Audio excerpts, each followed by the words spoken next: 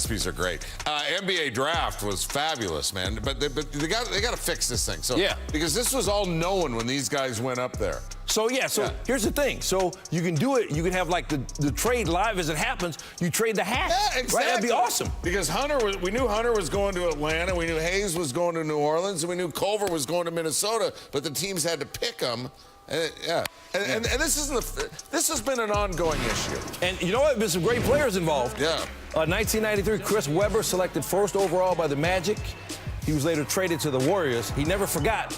He averaged almost 20 points per game in 25 career games against the Magic. Yeah, and the flip side of that coin was Penny Hardaway, third overall by the Warriors. He was going to the Magic, and he put up about 17 in 23 games against the Warriors. He's coaching some college ball right now. Webber's doing some television.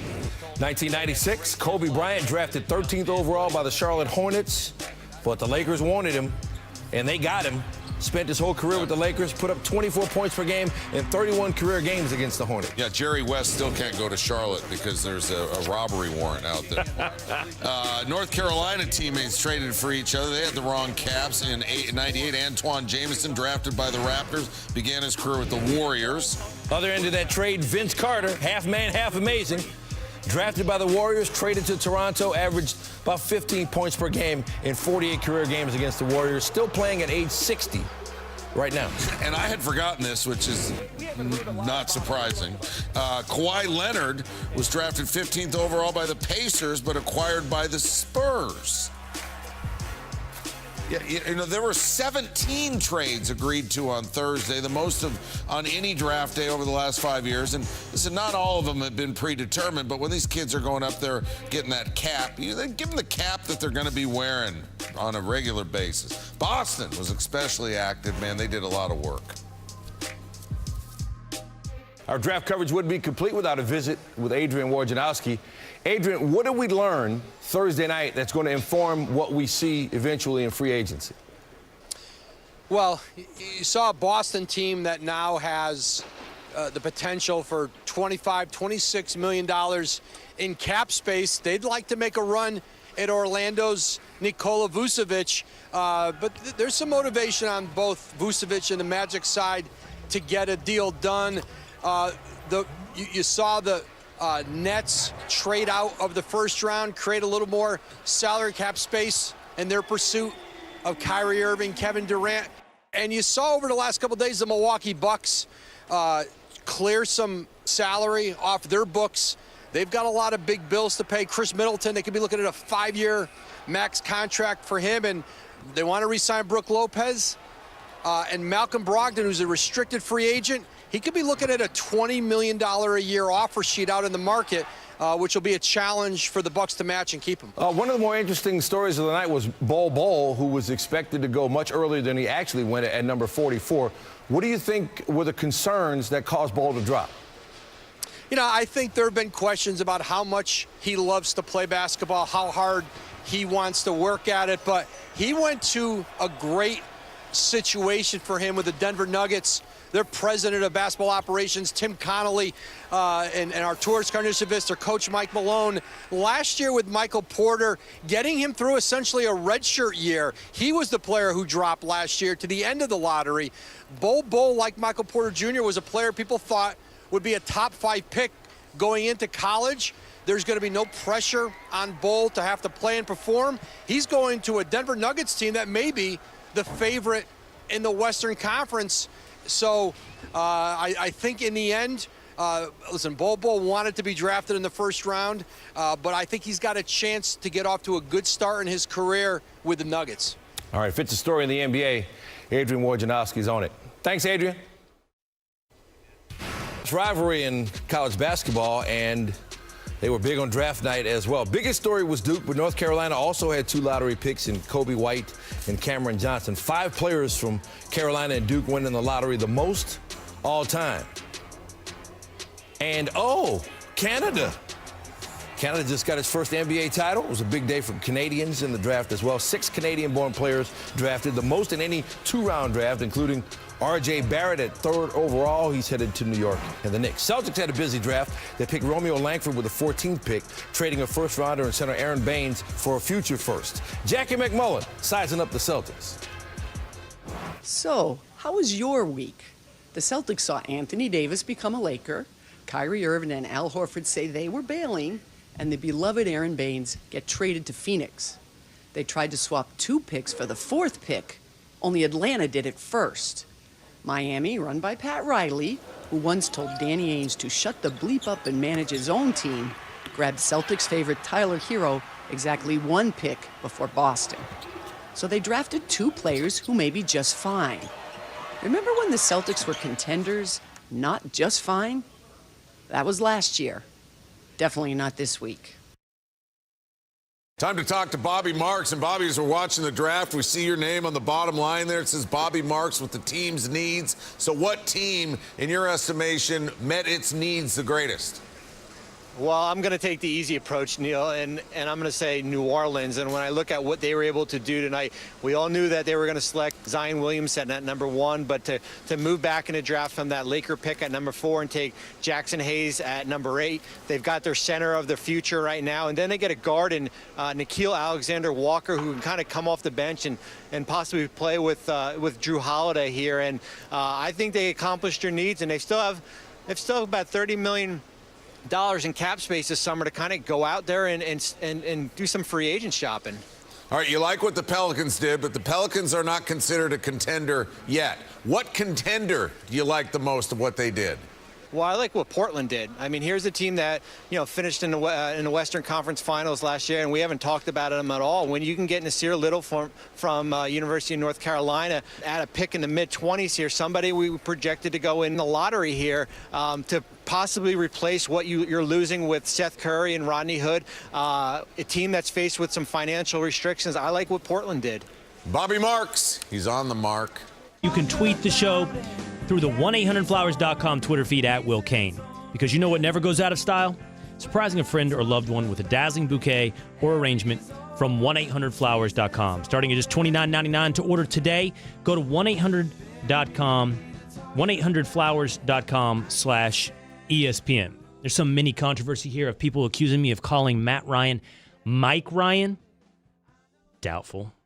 We'll get to that in just a moment here on the Will Kane Show. But I've already laid out that I believe Zion Williamson's the real deal. I believe that the hype is deserved. Unlike so many hyped athletes, from LeBron James to Bryce Harper to Sidney Crosby to Andrew Luck, he's going to live up to the hype. Now, that doesn't necessarily mean I think he's going to be generational in the terms of a LeBron James, a Michael Jordan, a guy that's going to define the league for years to come. But I do think that Zion Williamson is going to be revolutionary. I think he is going to be the answer to problems that other teams present, and he is going to present puzzles to other teams that they are incapable of responding to. I think he'll be a point center, a Draymond Green plus, Draymond Green and Blake Griffin together. I think he'll be able to switch on defense, handle whatever is thrown at him on defense, guard any position on the floor, and run the offense. I think he'll be able to bring it up in transition and in the half court. That's the Blake Griffin component, in the half court. Get his own bucket. I think he'll be able to see the passes in transition and in the half court. I think he can do a lot of what Draymond Green has done there. And in a league where big men, fives, have had trouble staying on the court in the playoffs, how does Clint Capella's minutes go down? It's the Zion Williamsons that are forcing that issue, forcing that equation. That's going to be the issue he presents to so many other teams. But does it mean then that the Pelicans are already going to be a playoff team? Because I've heard the hype. Man, there are so many teams, especially in the West, that weren't in the playoffs that people are already starting to mark into the playoffs. Obviously, and notably, led by the Los Angeles Lakers. Were the Pelicans one of those teams? Presumably Zion Williamson, Lonzo Ball, Brandon Ingram, Josh Hart, whoever you pick at number 4 or trade for, and Drew Holiday. Does that put you in the playoffs? Let me just tell you a little history of these kind of big-time prospects, big-time players coming into the NBA. These are the wins in their first year. Kevin Durant's first year in the league, Seattle Supersonics, 20 wins. They went 20-62. Anthony Davis with the Pelicans, his first year, 27-45. That's 27 wins.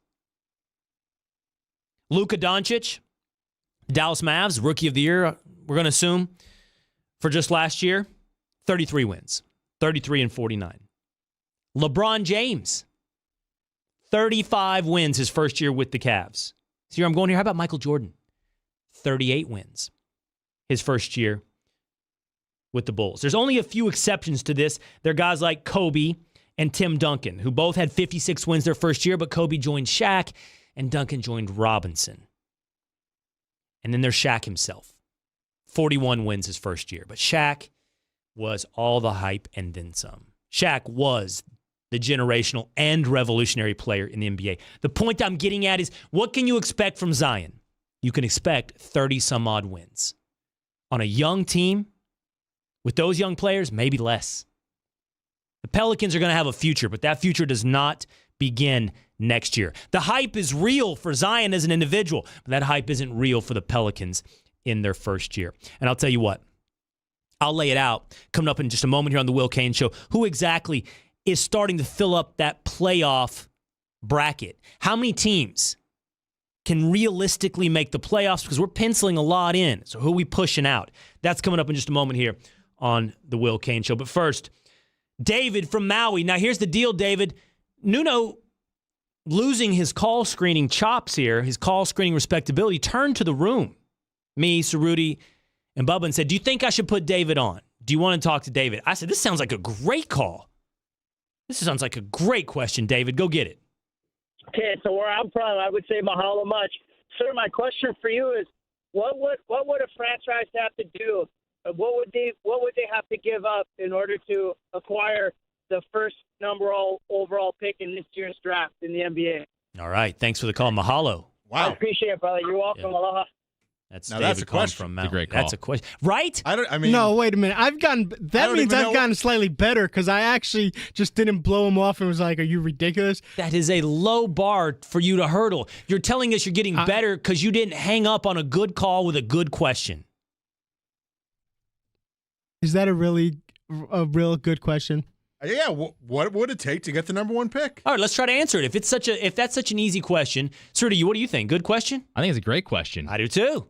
All right, Mr. Sports Snob. You're not so sure it's a good question. You tell us. What would it take for a team to trade up to one to get Zion? The reason I don't think it's a good question, or I thought it wasn't a good question, is because I don't think the Pelicans would actually entertain a trade. Well, you're caught up in. See, that's the easy take. Don't be easy take guy. Easy take guy is the guy that goes, would never happen. Would never happen. So I'm not going to entertain the idea. You won't say a name? There's too many names. There's too many names. The industry's polluted with easy take guys. What are you talking about? All right, so how about Tatum and Jaylen Brown? See, now we're cooking here. Now we're working. Now we're thinking. I think Pelicans say no. Tatum and Jaylen Brown for Zion Williamson. Pelicans say no. What do you say, Cerruti? Ooh, Pelicans say no to that. All right, I got one. How about this? I know you're going to yell homer at me. How about Luka Doncic? I was just going to say that. For Zion Williamson. Pelicans say no. I think Mavs say no. Okay. No, I'm serious, dude. Okay. This game's not fun anymore. Bird in the hand versus two in the bush. We're good. Nope. Bad call. No. See, you think that's ridiculous. You already say Zion's that much of a sure thing over Luka?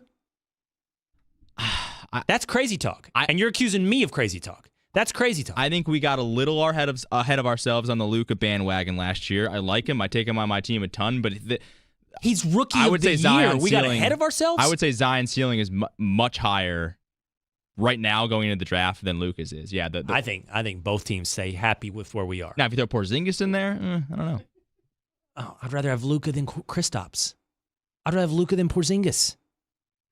Well, yeah. Now, here's another one. I'm saying both. I'm talking about you trade both of those guys for Zion. Okay, now that's ridiculous. Now you're absurd. Okay. That's I'm just forming the line. I'm just trying to figure out what the line is. Do you want to put that to a vote? I mean, first of all, you call me saying Luka for Zion is absurd the Pelicans way. Not absurd. And you say Luka and Kristaps together for Zion. That's nuts. Listen, I'm just asking questions. No, you're that's all not. we're doing.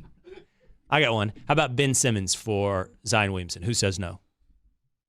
I think the Pelicans do. I think so too. I think so too. But what about if you flipped it and asked through an Embiid for Zion? Just Embiid. Don't be doing a stupid Cerruti thing Just here. Embiid. Just Embiid. I think the Pelicans say no again. No, Sixers say no to that.